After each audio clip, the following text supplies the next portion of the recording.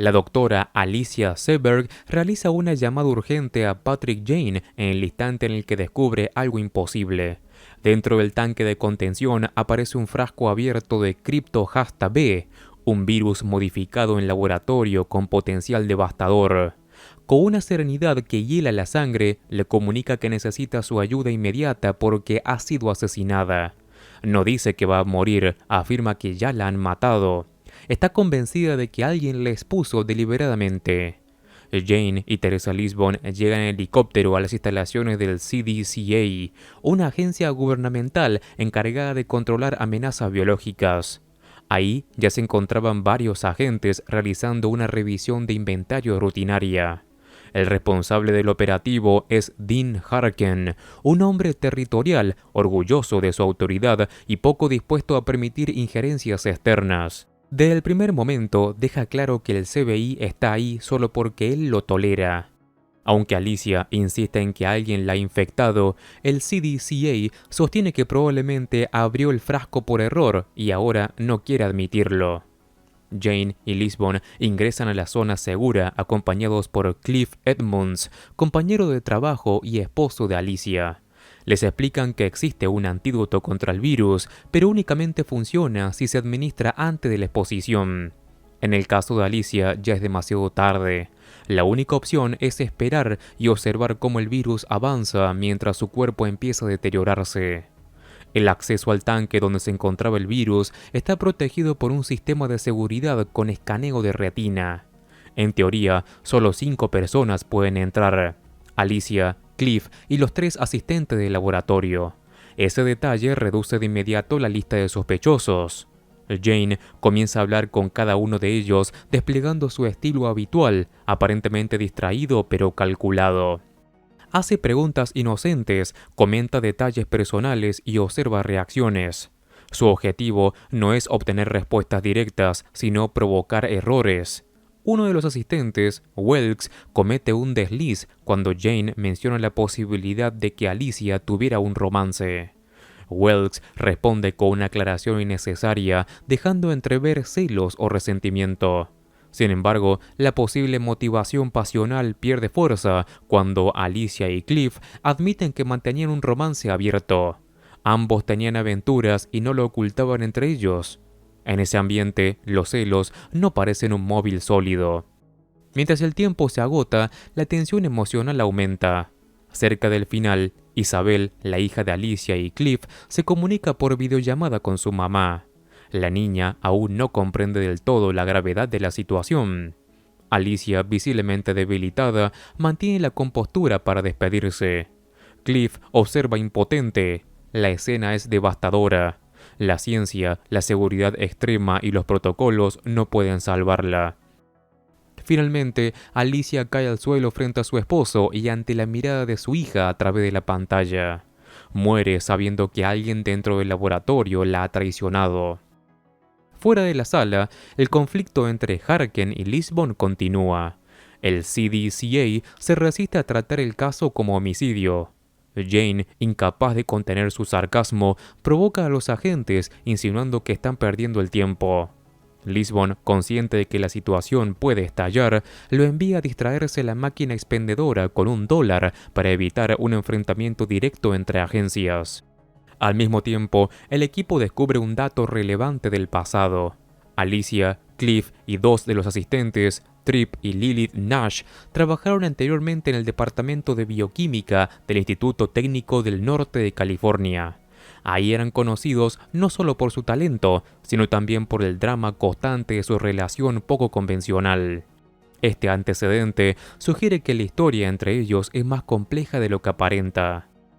Dentro del laboratorio, el cuerpo de Alicia es sometido a un baño de radiación para neutralizar el virus antes de retirarlo. Jane, fiel a su costumbre, deambula entre armarios y estaciones de trabajo, tocando objetos, observando pantallas y detectando detalles que otros pasan por alto. En una de las computadoras nota que la videollamada con Isabel sigue activa. La niña no ha cerrado la sesión. Jane se inclina hacia la cámara y con tono suave le indica que apague la computadora y busque a un adulto de confianza para contar lo que ha pasado. Incluso en medio del caos, demuestra una sensibilidad inesperada. Lo que nadie anticipa es lo que ocurre a continuación. Mientras manipula distraídamente el panel, el sistema de seguridad acepta el escaneo de retina de Jane y abre la puerta del tanque de contención. La alarma se activa y el laboratorio entra en pánico. Si Jane puede entrar, entonces el círculo de acceso no se limita solo a 5 personas. De repente, la lista de sospechosos se amplía drásticamente. Jane señala con calma que eso cambia por completo el panorama. Si el sistema reconoce más retinas de las previstas, cualquiera con ciertos privilegios pudo manipular aquel virus. El error ya no es humano, podría ser técnico. Y en un entorno donde la tecnología es la última línea de defensa, esa posibilidad resulta aún más inquietante. Acá comienza a abrirse una grieta en la versión oficial del CDCA y la certeza de Alicia sobre su asesinato comienza a cobrar más peso.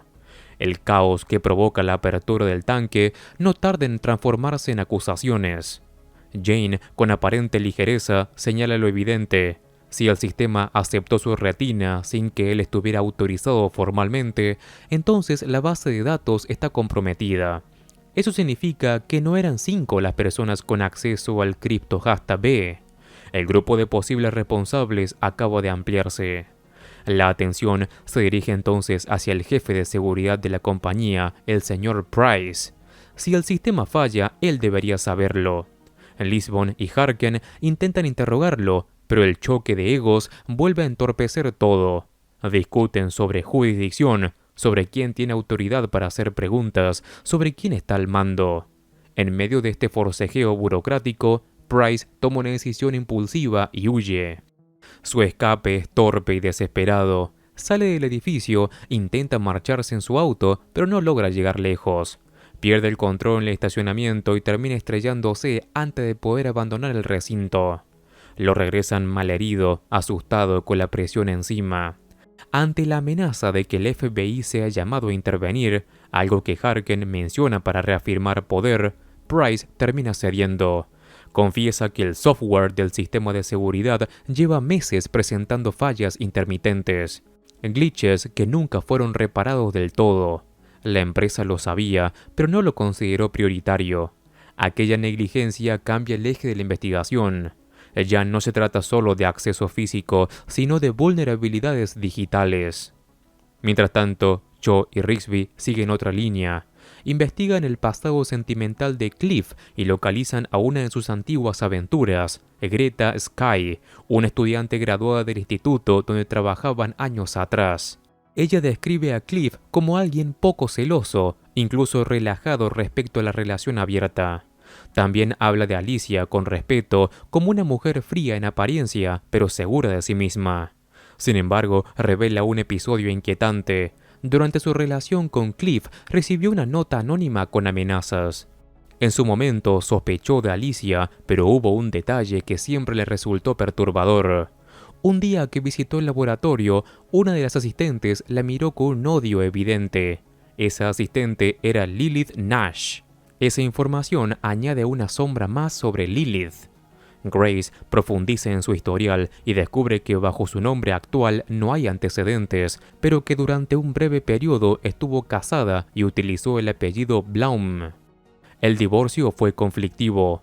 Su ex marido solicitó una orden de restricción en su contra y posteriormente ella pasó 4 meses internada en un hospital psiquiátrico. No hay delitos formales, pero sí un pasado emocionalmente inestable que podría encajar con una reacción obsesiva. Mientras Lisbon intenta coordinar con Harken el interrogatorio formal a Nash, Jane decide adelantarse. Con su tono amable y casi terapéutico, se sienta frente a Lilith y la conduce por una conversación aparentemente casual. Ella admite que estuvo enamorada de Cliff, que lo amaba profundamente, pero insiste en que no mató a Alicia. Jane percibe sinceridad, aunque también detecta algo más útil: la existencia de una salida secundaria, una ruta trasera poco vigilada para abandonar el recinto sin pasar por los controles principales, una vía de escape. Entonces Jane hace algo desconcertante. Le sugiere a Lilith que huya. No la acusa, no la detiene, la empuja a correr y ella lo hace. Cuando Lisbon y Harken salen finalmente para interrogarla oficialmente, Nash ya ha desaparecido. La tensión aumenta todavía más cuando otro agente del CDCA encuentra un frasco etiquetado como Crypto-B, acompañado de una nota breve que dice que lo siente. Todo indica que alguien más ha sido expuesto o está a punto de estarlo. Corren hacia el gabinete de bioseguridad, donde el virus había sido colocado bajo resguardo. En ese instante, Jane genera una distracción deliberada al lanzar un vaso de laboratorio contra el suelo. El estruendo desvía la atención suficiente para que él tome uno de los frascos. Cuando Lisbon se da cuenta, el terror la invade. No sabe si está presenciando otro de sus juegos psicológicos o si realmente acaba de condenarlos a todos. Le exige que jure que no se trata de un truco. La mención de su hija muerta lo descoloca por un momento, un golpe directo a su herida más profunda. Se activa el protocolo de cierre total, nadie entra ni sale. El edificio entero queda en cuarentena. Lisbon, convencida de que están expuestos, llama a Cho y le deja un mensaje que suena a despedida definitiva. Entre sus palabras, le pide que cuide de ciertas cosas pendientes, incluso que su hermano Tommy haga las paces con el resto de la familia. Es un momento crudo, humano, lejos del protocolo policial. Pero Jane vuelve a llamar a Cho poco después y le indica que ignore el mensaje anterior. No están muriendo. Todo forma parte de una estrategia. Le pide que él y Rigsby vayan hasta la carretera secundaria que Nash mencionó y esperen ahí. La pieza está a punto de encajar. Cuando Jane cuelga, Lisbon no contiene la rabia y le propina un golpe. La tensión acumulada, el miedo y la manipulación la desbordan. Él, aún así, mantiene la calma. Está convencido de que el verdadero culpable no podrá resistir la presión de un escenario donde aparentemente todos están condenados. Y tiene razón.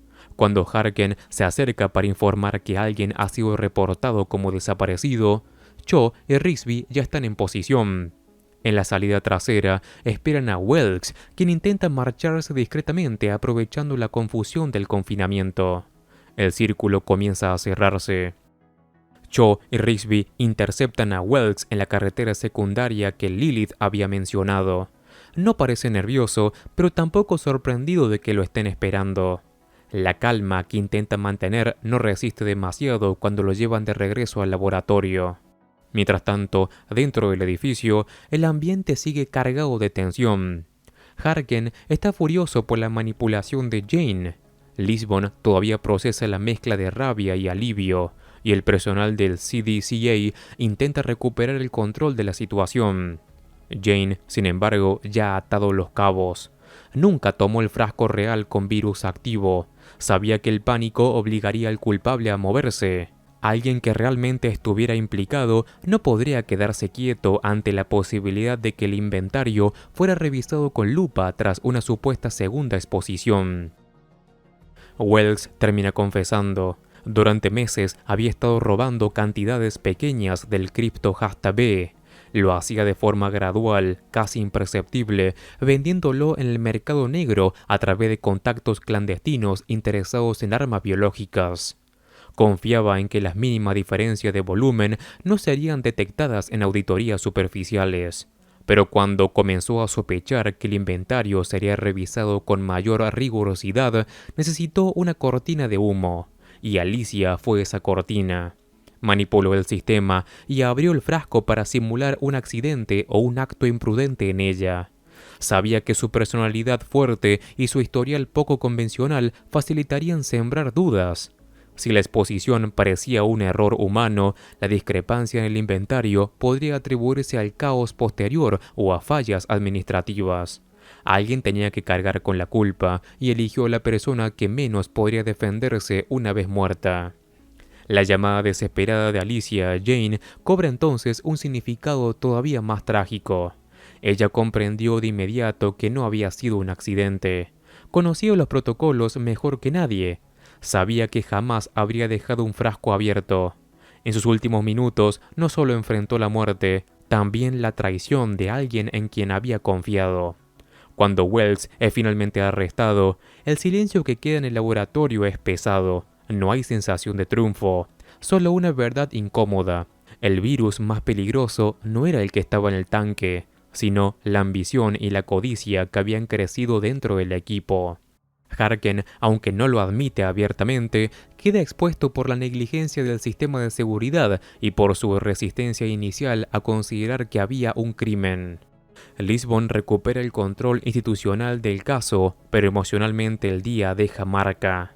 Jane, como siempre, parece ligero al final, casi despreocupado, pero la escena anterior en la que le mencionan la tumba de su hija demuestra que ciertas heridas nunca se cierran. Antes de marcharse, queda la imagen de la videollamada aún fresca en la memoria. Isabel perdió a su mamá no por un error científico, sino por una decisión fría y calculada. Cliff no solo pierde a su esposa, también debe enfrentar la culpa de no haber visto lo que ocurría dentro de su propio laboratorio. Y el CDCA deberá revisar cada protocolo, cada línea de código, cada acceso concedido. El caso, entonces, se cierra oficialmente como homicidio y tráfico ilegal de agente biológico. Pero lo que realmente deja claro es que incluso en los entornos más controlados, donde todo parece medido al milímetro, basta una fisura humana para que el desastre se infiltre. Y así termina este episodio llamado Code Red, con una amenaza invisible neutralizada, pero con consecuencias que permanecen mucho después de que se levanta la cuarentena.